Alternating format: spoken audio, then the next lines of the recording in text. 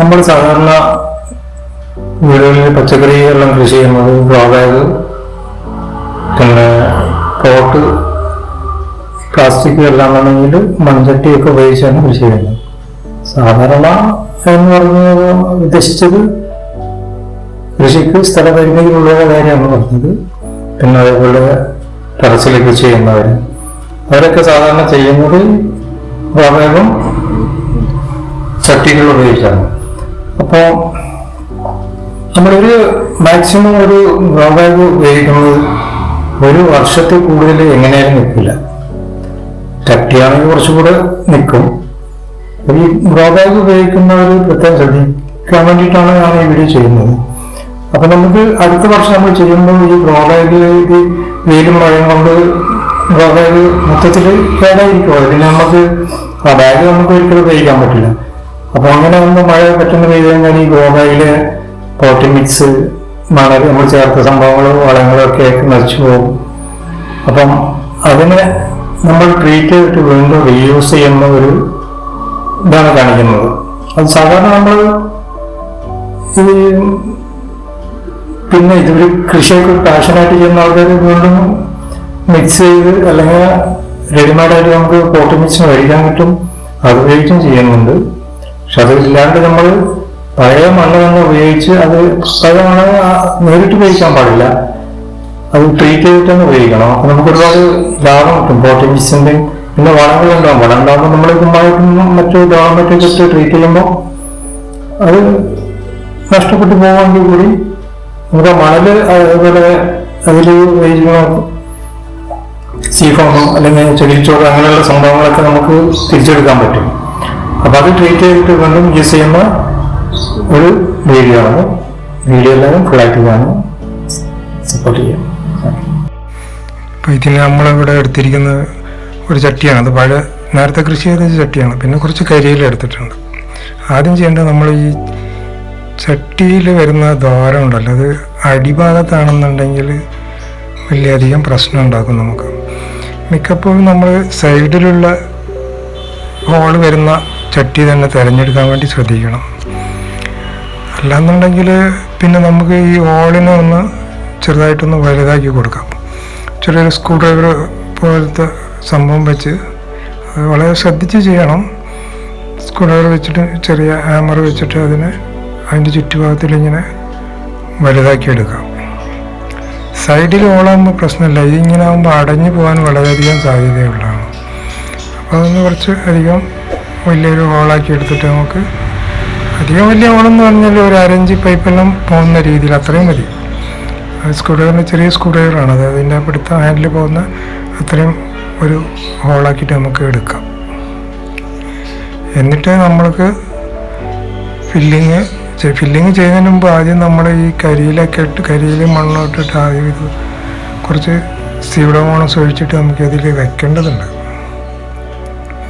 ഇപ്പം കണ്ടില്ലേ ഹോളിലിപ്പോൾ നമ്മൾ ചെയ്യാൻ പോണത് 2 കല്ല് ചെറിയ ഓട്ടിൻ്റെ കഷ്ണമാണത്. കഷ്ണം വെച്ച് ഇങ്ങനെ ക്രോസായി വെച്ചതിന് ശേഷം അതിൻ്റെ മുകളിൽ ഒരു ഓട്ടിൻ്റെ പീസും കൂടി വെച്ചതിന് ശേഷം നമ്മൾ ഈ എടുത്തു വെച്ചിരിക്കുന്ന കരിയില പൊടിച്ചിട്ടുണ്ടല്ലോ അത് ഫില്ല് ചെയ്യണം. അത് ഏകദേശം കാൽഭാഗത്തോളം ഒരു 3-4 പിടി ഇട്ടാൽ മതി. അത് പെട്ടെന്ന് അഴുകിപ്പോവും. കരിയിലായിട്ടൊന്ന് നന്നായിട്ട് പ്രസ് ചെയ്യുക. അപ്പം ഇങ്ങനെ ചെയ്യുമ്പോൾ എന്താണെന്ന് വെച്ചാൽ നമുക്ക് പിന്നെ ഇത് അഴുകി കഴിഞ്ഞാൽ ഇതിലെ വെള്ളമൊന്നും അത്ര പെട്ടെന്ന് വളങ്ങളൊന്നും നശിച്ചു പോയില്ല. വളങ്ങൾ പോയാൽ തന്നെ ഈ കരിയില പിടിച്ചെടുക്കുകയും ചെയ്യും. ഒന്ന് നന്നായിട്ടൊന്ന് പ്രസ് ചെയ്ത് ഇങ്ങനെ വെച്ചാൽ മതി. അതിനുശേഷം നമ്മൾ ചെയ്യേണ്ടത് പഴയ ഗ്രോ ബാഗാണത്. പഴയ 1 വർഷം കഴിഞ്ഞ് 1.5 വർഷത്തെ കണ്ടില്ലേ പൊട്ടി നാശമായി കിടക്കുകയാണ്. അപ്പോൾ ഇതിലെ ചെടി കളഞ്ഞ ആ മണ്ണിൽ നമ്മൾ ഒന്ന് അരിച്ചെടുക്കണം. അതിൽ കട്ട ഉണ്ടാകും, വേരുണ്ടാകും. അപ്പം ചെറിയൊരു അരിപ്പ്, ചെറിയ ഇതൊന്നുള്ള അരിപ്പ് വെച്ചിട്ട് അരിച്ചെടുക്കുക. അതിൽ മണ്ണുകൾ, വേര്, കച്ചറകളൊക്കെ എടുത്ത് ഒഴിവാക്കിയിട്ട് നമ്മൾ ലേശം സ്യൂഡോമോണസ് കലക്കിയിട്ട് നമ്മൾ ഈ ചട്ടിയിൽ ഒഴിക്കേണ്ടത്. ചട്ടിയിൽ നേരത്തെ നമ്മൾ കരിയിലിട്ട് വെച്ച് ചട്ടിയിൽ കുറച്ച് സ്യൂഡോമോണസ് ഒഴിച്ച് വയ്ക്കണം.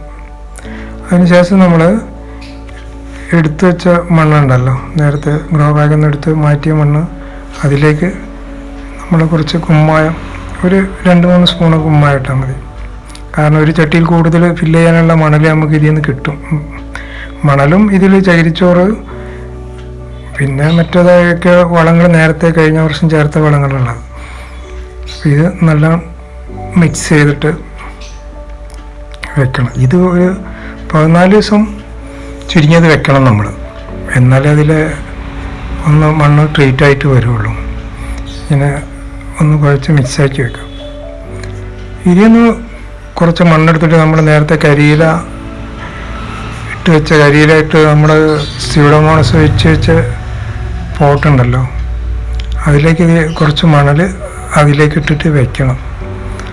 ഇതേപോലെ നിറച്ചൊന്നും വേണ്ട, ഇത്രയും മണലിട്ടിട്ട് നമ്മളതൊന്ന് മാറ്റി വെക്കണം.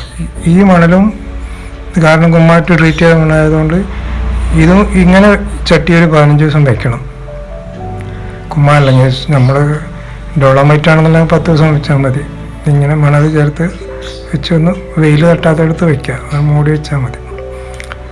അതിന് ശേഷം നമ്മൾ ഈ മണ്ണും ഇതേപോലൊരു ബേസിനിലേക്ക് മാറ്റി സൂക്ഷിച്ച് വെക്കണം ഒരു 15 ദിവസം. നല്ല തണലുള്ള ഒരു ഭാഗം നോക്കിയിട്ട് അവിടെ സൂക്ഷിച്ച് വെച്ചാൽ മതിയായിരിക്കും. ഇത് നമ്മൾ നേരത്തെ എടുത്ത് തയ്യാറാക്കി വെച്ച മണ്ണാണത്. 2 ആഴ്ച കഴിഞ്ഞ മണ്ണ് ഇതേപോലത്തെ ഇതാണ്. ഇതിലേക്ക് നമ്മൾ വളങ്ങൾ ചേർക്കണം, കുറച്ച് വേപ്പിൻ പിണ്ണാക്ക് ചേർക്കണം, പിന്നെ കുറച്ച് എല്ലുപൊടി, ഇതൊക്കെ ഒരു കൈപ്പിടിയിൽ ഒതുങ്ങിയ സാധനത്തിലെടുത്താൽ മതി.